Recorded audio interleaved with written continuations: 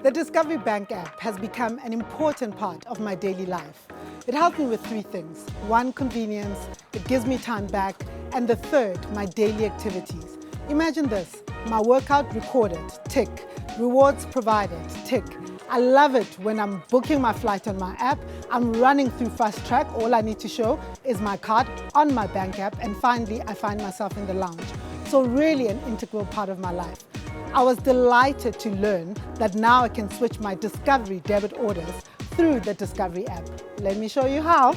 Simply go to your Discovery Bank app, go to More, scroll down until you find debit orders, switch your debit order, read the T's and C's of course, agree to them. Then what's great here is that you can choose which account you want this to come from. For me, what you'll see is that I've got two, but Discovery Health is already taken care of by my employer. So I'm switching my Discovery Life, press Next, switch my debit order, done.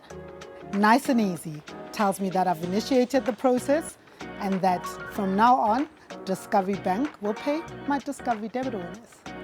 It is done, fast and easy.